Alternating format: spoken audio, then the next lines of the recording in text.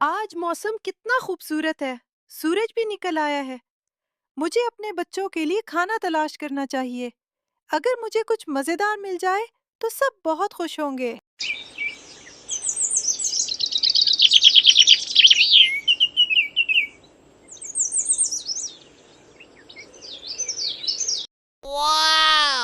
ओह वाह, ये तो रोटी का टुकड़ा है। आज तो किस्मत बहुत अच्छी है। मेरे बच्चों को ये बहुत पसंद आएगा। मैं उसे फौरन दरख्त पर ले जाकर आराम से खाऊंगी।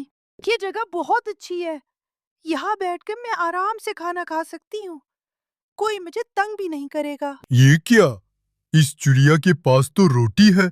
मुझे बहुत भूख लगी है। अगर मैं ये रोटी ले लूं तो आज का खाना बन जाएगा। चिड़िया बहन, सलाम।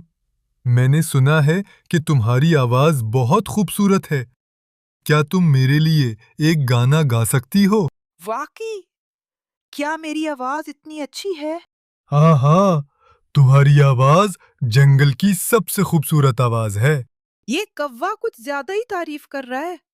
कहीं ये रोटी लेने की कोशिश तो नहीं कर रहा? ठीक है कौवा भाई, मैं गाना गाती हूँ। चो चो चो, जंगल में खुशी का गीत गाओ। अरे, रोटी तो नीचे गिरी ही नहीं। कौवा भाई, मैं तुम्हारी चाल समझ गई थी, इसलिए मैंने पहले ही रोटी अपने पंजे में पकड़ ली थी। मुझे माफ कर दो। मुझे लालच नहीं करना चाहिए था।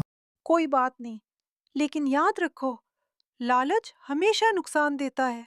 कौवा शर्मिंदा होकर उड़ जाता है और चिड़िया आराम से रोटी खाने लगती है। लालच करना बुरी बात है। अगर आपको ये कहानी पसंद आई तो चैनल को सब्सक्राइब करें।